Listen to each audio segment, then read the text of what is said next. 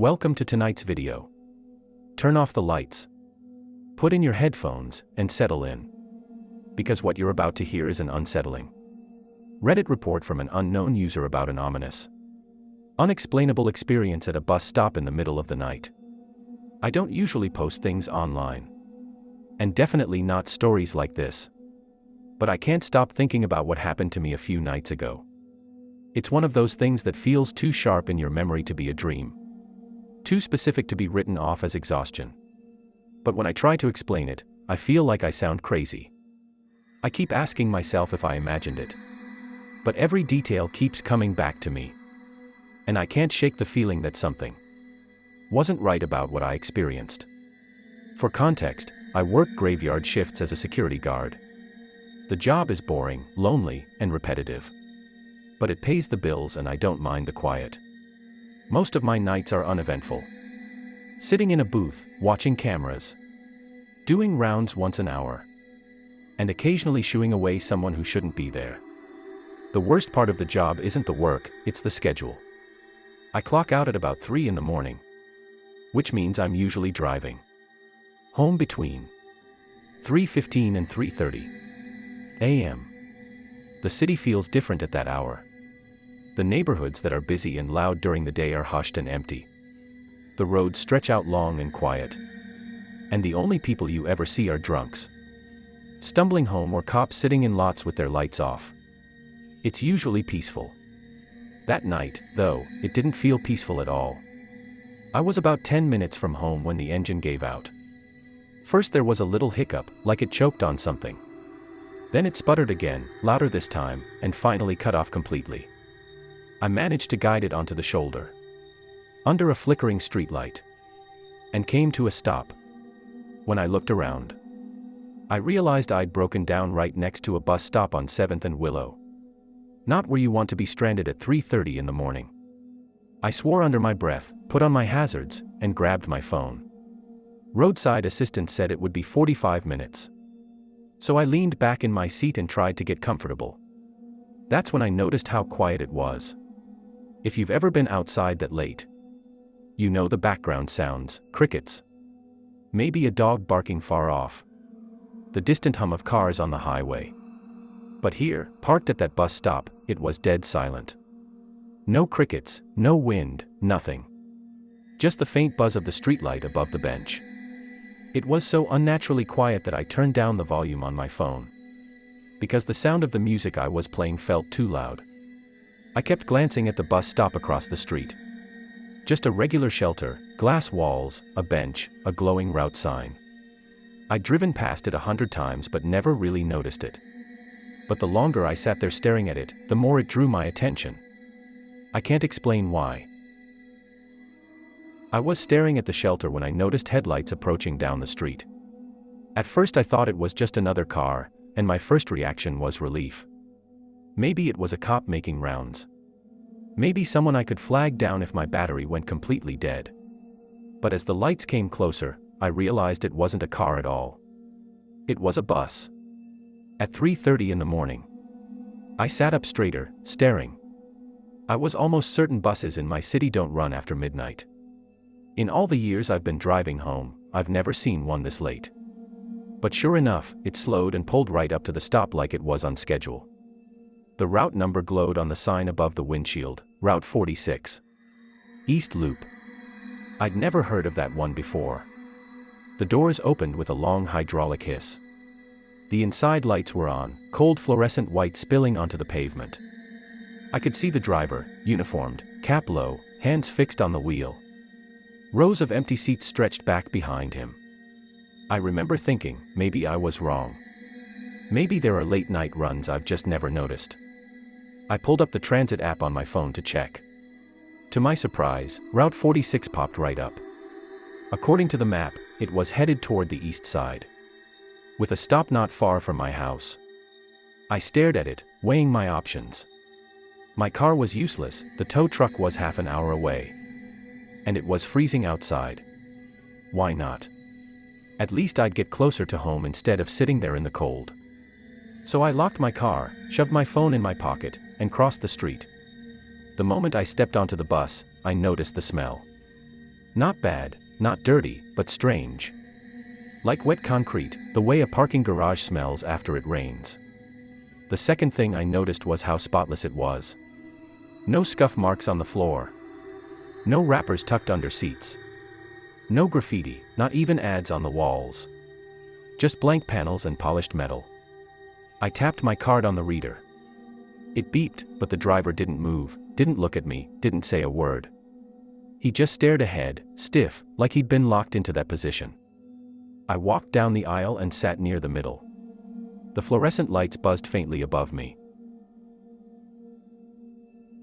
I pulled out my phone to track where we were going. That's when I realized I had no service. Not a single bar. Not even one. My stomach sank. But then my phone buzzed. Incoming call. I looked at the screen and froze. The number wasn't normal. 10 digits, but all zeros. I answered, thinking maybe it was roadside assistance trying from a strange line. Static. Not the fuzzy kind you get with bad reception. Just flat, empty static. I hung up. A second later, my phone buzzed again. Different number. All fours this time. I answered again. Same static. I hung up, my hands sweating. The calls kept coming. Sometimes the numbers were strings of the same digit. Sometimes they had too many digits. Sometimes there were symbols mixed in that shouldn't have been there. I answered a few more, all static. I tried ignoring them, but they kept buzzing, one after another. When I finally checked my call log, nothing was there. No record of any incoming calls at all. Meanwhile, the bus rolled on. I looked out the window, trying to ground myself, but that only made it worse. I know my city. I've driven these roads for years. But the streets we were passing weren't lining up. At first I thought I was just turned around. Maybe the route took side streets I'd never noticed. But the more I watched, the more wrong it felt. Streets I recognized led the wrong direction. Intersections came up too quickly or too late. Whole blocks were missing. Buildings I expected weren't there. Replaced by stretches of dark, unmarked storefronts that looked half-built. It felt like my city, but rearranged. Like someone had copied it from memory and got details wrong. I leaned my head against the glass, and even that felt off. The window was cold, almost damp to the touch, like it was sweating. My reflection didn't look right either, it seemed dimmer. Washed out by the lights above me. And for a second I thought the reflection of my mouth moved a half-beat behind. When I swallowed. I blinked hard and pulled back. Maybe it was just the light, maybe I was overtired. But my gut told me it was more than that. Through all of it, the driver never moved. His posture was rigid, eyes fixed forward, hands clamped to the wheel. Not once did he glance in the mirrors, shift in his seat, or acknowledge me. I pulled the cord. The bell chimed, sharp in the silence. The driver didn't react. The bus didn't slow down. I waited. Thinking maybe he'd stop at the next block. Nothing. I tugged the cord again. The same chime rang out, hollow and tinny. Still nothing. My heart started pounding. I stood up, walked toward the front, and raised my voice. "Hey, I need to get off here." Nothing. He didn't turn, didn't blink. Then, without moving his head, he said in a flat monotone, "Next stop."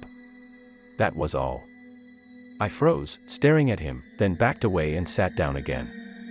My phone buzzed in my hand. Another call. The number was my own, 10 digits, exactly my phone number. I didn't answer. Less than a minute later, the bus slowed. It eased to a stop, doors folding open with a hiss. I stood, my legs unsteady, and stepped off. Cold air rushed around me. The sound of crickets returned. Faint traffic in the distance. The world unpausing all at once. I looked around and felt my stomach twist. I was back at 7th and Willow. Exactly where I'd gotten on. My car was still there, hazards blinking weakly. And behind it, pulling up just then, was the tow truck. I turned back to the bus. The driver hadn't looked at me once. The doors closed. The route number above the windshield flickered. For a second, instead of 46, it showed 3 dashes. Then it pulled away, taillights glowing red until they vanished into the dark. The tow driver hopped out of his truck and gave me a wave. "Lucky it died here," he said. "Safer than most spots at this time of night." I just nodded, not trusting myself to speak. I rode home with him in silence. Every detail of the bus ride burning itself into my head. The next morning, I checked my phone. No call logs. Just the single outgoing call to roadside assistance. I opened the transit app again. No Route 46. No late-night buses. Nothing. I even checked the official website. Same thing, last routes end around midnight. I thought maybe I'd misread it, so I checked my browser history. The app was open. But there was no record of me ever clicking on Route 46. I dug through forums, old maps, even transit archives I found through Google. Nothing. There has never been a Route 46. I know what I saw. I know I got on that bus. I know I sat under those fluorescent lights, listened to my phone buzz over and over, and watched the city twist itself into shapes I didn't recognize. And I know it dropped me back where I started.